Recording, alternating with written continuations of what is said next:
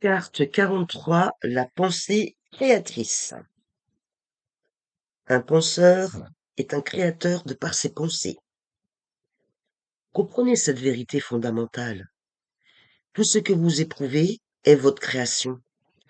Vous commencez par le créer, ensuite vous le ressentez, puis vous êtes pris par l'expérience parce que vous ne savez pas que la source de tout ce qui existe est en vous.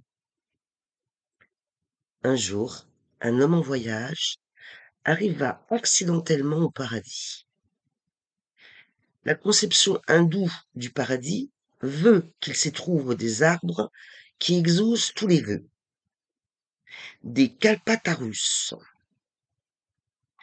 En vous asseyant simplement sous l'un d'eux, le temps de désirer quelque chose, et immédiatement votre souhait se réalise. Il n'y a pas d'intervalle entre le désir et son accomplissement. Vous pensez, et immédiatement cela apparaît. La pensée se réalise automatiquement. Ces kalpatarus ne sont rien d'autre que le symbole du mental. Le mental est créatif avec ses pensées.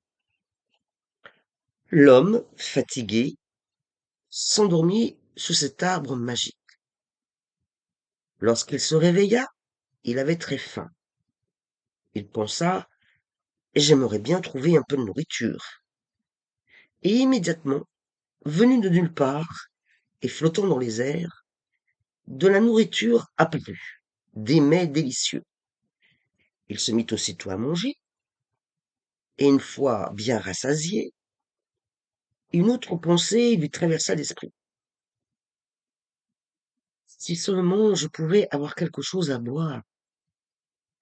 Et comme la prohibition n'existe pas au paradis, immédiatement, un vin exquis apparut.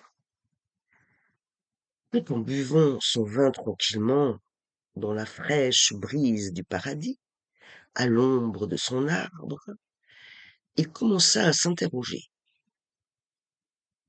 Que m'arrive-t-il? Suis-je en train de rêver? Ou y a-t-il des fantômes autour de moi qui sont en train de me jouer des tours? Et les fantômes apparurent. Ils étaient féroces, horribles, repoussants. Il se mit à trembler, et une pensée lui traversa l'esprit. Ah, je suis sûr que je vais être tué. Ils vont m'assassiner. Et il le fut. Cette ancienne parabole a une profonde signification. Votre mental est cet arbre qui réalise tous vos vœux. Quel que soit votre souhait, tôt ou tard, il se réalise. Parfois, l'intervalle est tel que vous avez complètement oublié ce que vous désiriez. Parfois, plusieurs années ou même plusieurs vies se sont passées et il ne vous est plus possible de faire le lien avec la source.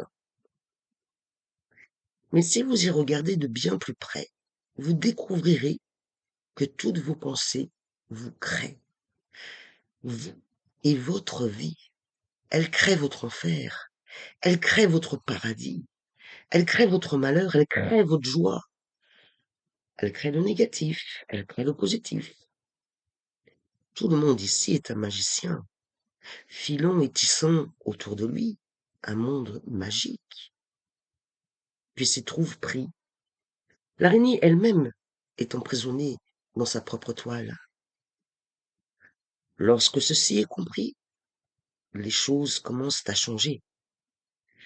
Alors, vous pouvez inverser la situation et changer votre enfer en paradis. Il suffit de l'envisager sous un autre angle. Ou bien, si vous aimez tellement la souffrance, vous pouvez en créer autant que vous voulez, pour votre satisfaction. Mais alors, ne vous plaignez pas, car vous savez que c'est votre création, c'est votre tableau, et vous ne pouvez en rendre personne responsable. C'est votre entière responsabilité.